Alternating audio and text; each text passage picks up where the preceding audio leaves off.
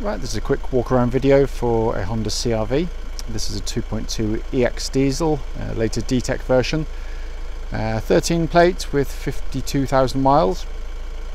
Car is fitted with many £1,000s worth of accessories. It's a really grand looking car.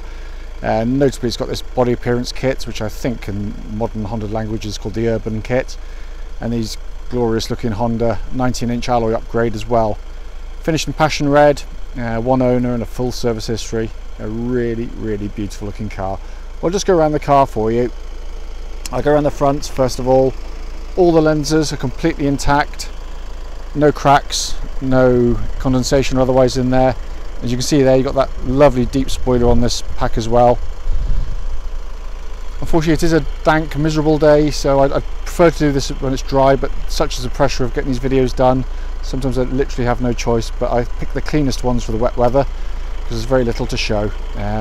But basically hardly a stone chip on there. It's very clean indeed. Coming down the off side of the car here as the rain starts to pour down.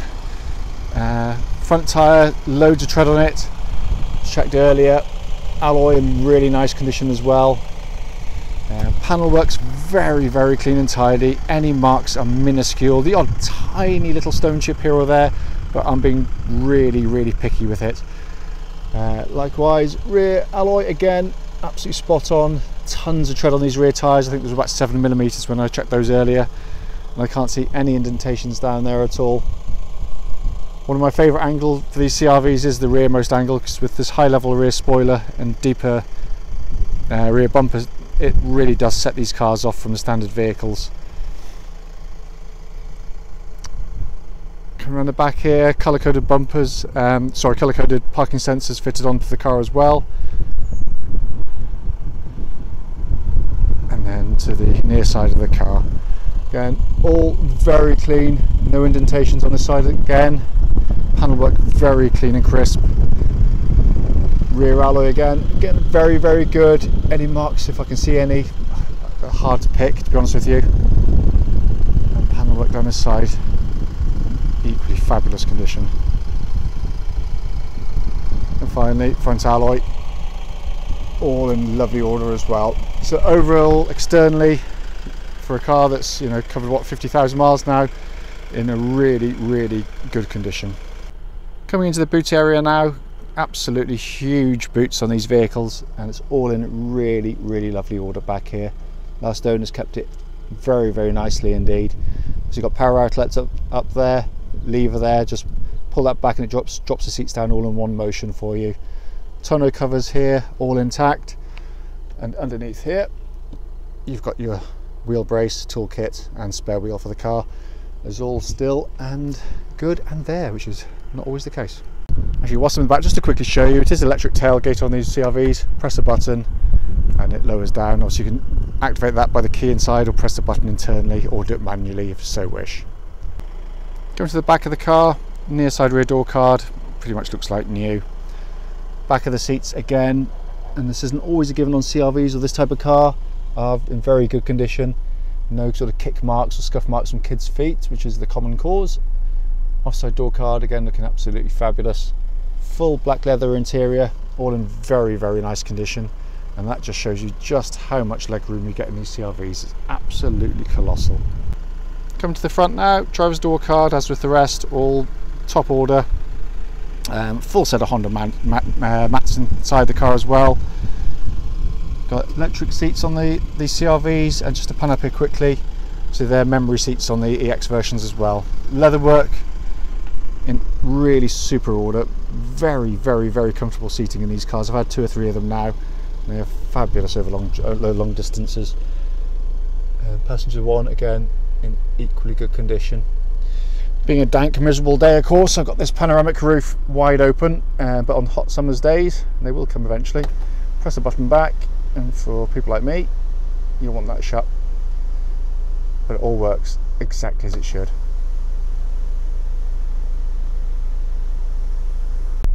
So inside the car now, obviously engine's running as it has been all the way through. To show you passenger door card, as with the others, wonderful condition again. pan down here quickly just to show you, we've got the full Honda owner's manual pack and navigation guide as well, and your locking wheel nut key for the car. All interior plastics are in fabulous order. I haven't cleaned this car yet. It's come to us in really nice condition. Obviously sat nav system all working exactly as it should. If I pop the car into reverse just to show you, you've got a lovely crystal clear rear parking camera on there as well. But all the switches, everything works exactly as it should. Gear lever, surround, all spot on. Obviously you've got your heated seats, power outlet down there as well, and then here we've got the key fob for the car because obviously it's keyless start, but obviously your cup holders there. Come up here and we've got the multifunction steering wheel with obviously audio controls top left, cruise control top right, information bottom right, and then your hands-free functions on the bottom left there. Auto lights and auto wipers, and just pan into the dashboard. You can see the engine's running 52,761 miles and there's no warning lights on the vehicle whatsoever. So finally outside here, just go show you under the engine bay, all really nicely laid out by Honda. Very tough engines, hugely reliable and ever so long lasting. Right, this is a quick road test video. This is for a Honda CR-V 2.2 DTEC EX. This particular car is registered SW13UWV, and the mileage of the start of this short road test is 52,748 miles. The reason we do the road tests, as I say in all of my videos, is basically so you can see the cars in operation prior to coming to see us, and if there's anything I can relay back to you about the vehicle, good, bad or otherwise, I will do so, and I'll try and do it in a way that you'd probably do yourself on a road test as well. Road tests are done on the same roads very close to our business, so should be wholly representative of what you should feel when you come and see, and if interested obviously drive the car. First things first, this particular car actually is a car that my wife has and will be using, so clearly we've got a fairly good understanding of what it's all about anyway. Also worth pointing out that on the road tests I am critical of the cars, so you know, if there is something that's not quite right, I don't just tick boxes as I'm driving along just to get you to come and see us. If there is anything in the feel of the vehicle that I feel as though is worthy of reporting back, good, bad or otherwise, I will do so, and I have done on many of my previous videos. Now this particular car has just gone through a service and a pre-delivery inspection. Actually nothing to report at all on it. Whoever had the car previously, the tyres are really good, the brakes excellent condition, it looks like it's had a brand new set of pads fitted on the back very recently, and on the front as well actually. Oops, a daisy, because you could even see the writing on the rear pads in all honesty, so it was all's in fine fettle basically. But as I said, I'll start as I normally do on these videos, kind of with the engine of the vehicle, and then work through kind of the main controls as well for you. So engine starts absolutely first press of the button. Obviously it's a button start on these. It's keyless entry, keyless ignition as well, so you just press the button when you get in and out. You know, it's a lovely high spec car. Engine settles to a very clean and even idle, pulls really nicely and very refined. One of the biggest differences between this particular car and the previous generation CR-Vs, certainly the CTDI engined cars, is the lack of noises, particularly at low revs. The old ones used to have a little bit kind of a whine from the auxiliary belts. Excuse me one second. And in essence, you know, it was a very good engine, and you know, for its time was very refined, but these have lost an awful lot of their kind of the whiny noises you used to get straight. It's always the case that when I try and do a video, someone's always trying to phone me. There we go. But no, very, very refined. It's a lovely unit. It's got plenty of power, plenty of torque. But what's nice about the engine is the power spread through the rev band. There's no very, very little in the way of any sort of obvious turbo lag. It really pulls from low down all the way through the rev range really, really nicely. When the engine oil was drained out, it's actually quite clean. But you know, as I said, it's brand new engine oil and filter, just been done on the car as part of the service. But the engine absolutely spot on. Worth pointing out again, as it probably says in the advert, these are cam chain driven engines, so there's no belt services due on Honda engines, certainly of this generation, and obviously that saves a huge amount in servicing costs.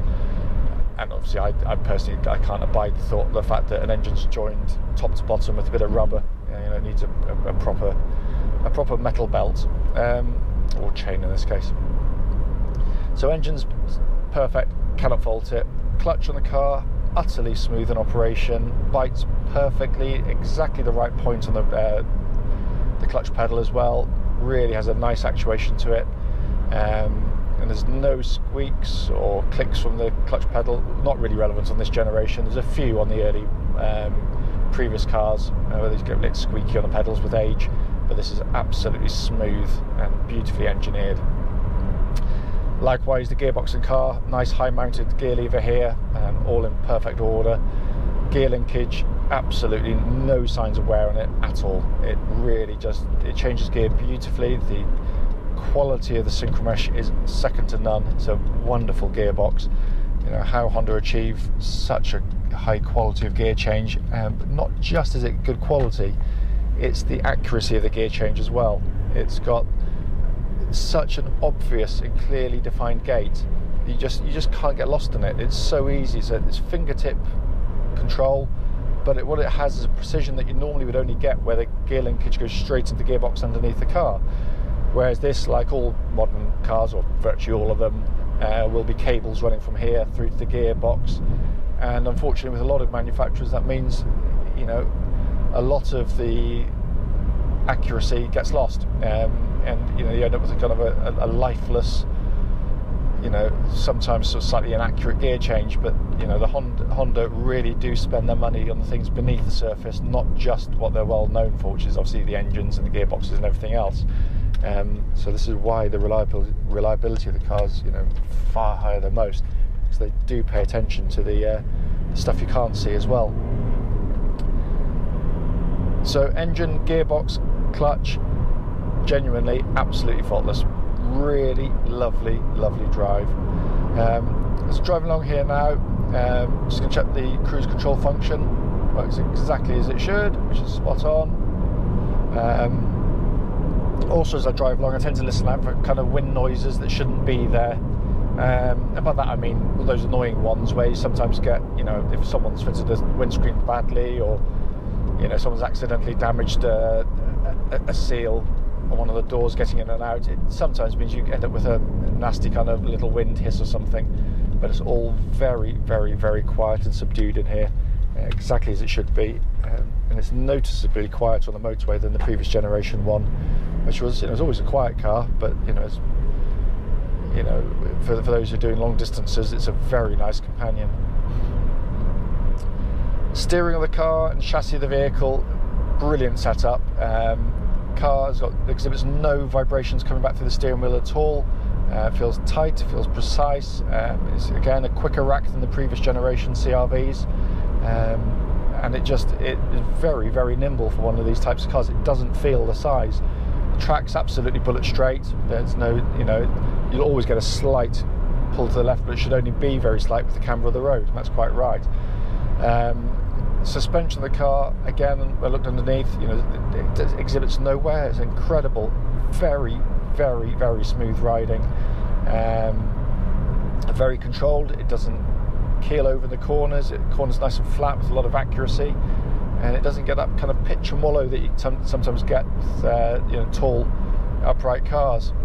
But what I'm looking at for a test drive, and anyone who's come to see the car would obviously do the same, is sometimes when you drive a car which, you know, is used quite clearly, you know, if it's been driving around town all its life, you can just get a few little knocks and bangs underneath, which they're perfectly safe, but it just means that you might have a little bit of wear in the system, a little bit of slop. But this feels, you know, unbelievably tight. You know, I've driven new ones that don't drive any different to this in terms of the feel of the vehicle. You know, that is genuinely the case as well.